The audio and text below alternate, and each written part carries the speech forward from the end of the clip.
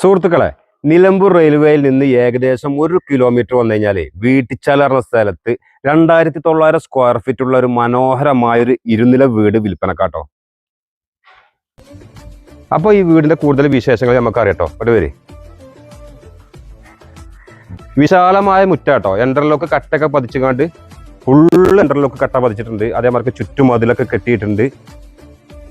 അതേപോലെ car porch ഉണ്ടല്ലോ നിങ്ങള്, ഒന്നിൽ കൂടുതൽ വാഹനങ്ങൾ നിർത്താനുള്ള സൗകര്യം ഉണ്ട് കേട്ടോ. അപ്പൊ നമുക്ക് ഉള്ളത്തെ വിശേഷങ്ങൾ കൂടി നോക്കാം. വരും. അപ്പൊ നമുക്ക് ഈ മനോഹരമായ വീടിന്റെ ഉൾഭാഗം ഒന്ന് കാണട്ടോ. വിശാലമായൊരു ഹാള് വരുന്നുണ്ട്.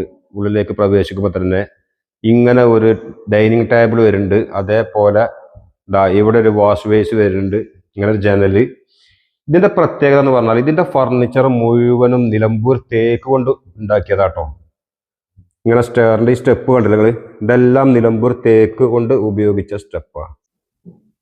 4 അറ്റാച്ച്ഡ് റൂംസുകളാണ് ഉള്ളത്. ഇതാണ് റൂം. ഇത് അത്യാവശ്യം സൗകര്യമല്ല, നല്ല വലിപ്പമുള്ള റൂം. ഈ റൂമിൽ ഇങ്ങനെ ഒരു അറ്റാച്ച്ഡ് ബാത്റൂം വരുന്നുണ്ട്. ഇവിടെ അങ്ങനെ അലമാര വരുന്നുണ്ട്. അതേപോലെ രണ്ടാമത്തെ റൂം ഇതാണ് രണ്ടാമത്തെ റൂം. അപ്പം ഇവിടെ ഇതേപോലെ ഒരു അറ്റാച്ച്ഡ് ബാത്റൂം വരുന്നുണ്ട്. വീടിന്റെ കിച്ചൺ ഭാഗത്തേക്ക് വരികയാണെങ്കിൽ നല്ല സൗകര്യത്തോടു കൂടിയുള്ള കിച്ചണാണ് കേട്ടോ.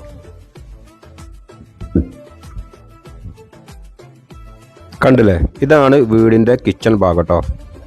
കിച്ചൺ ഭാഗത്തു നിന്ന് പുറത്തോട്ട് കണ്ടില്ലെങ്കിൽ നല്ലൊരു കുളിമുറി, ബാത്റൂം, അതേപോലെ തന്നെ വറ്റാത്ത നല്ലൊരു കിണറുണ്ട് കേട്ടോ. അപ്പൊ വീടിന്റെ മുകൾ ഭാഗം ജസ്റ്റ് ഒന്ന് കാണട്ടോ.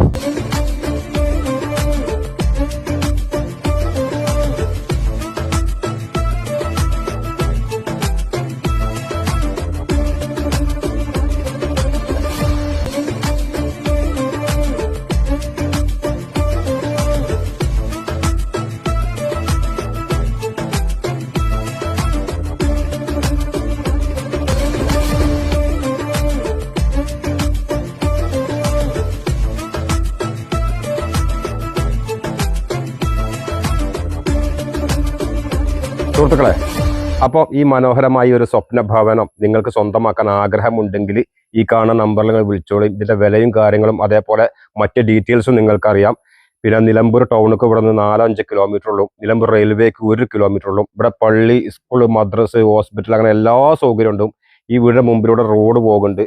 അപ്പം അത്രയും മനോഹരമായൊരു വീട് നിങ്ങൾക്ക് സ്വന്തമാക്കാൻ ആഗ്രഹം ഉണ്ടെങ്കിൽ നിങ്ങൾ വിളിച്ചോളൂ. ബാക്കി കാര്യങ്ങളൊക്കെ പറയാം. ഓക്കെ.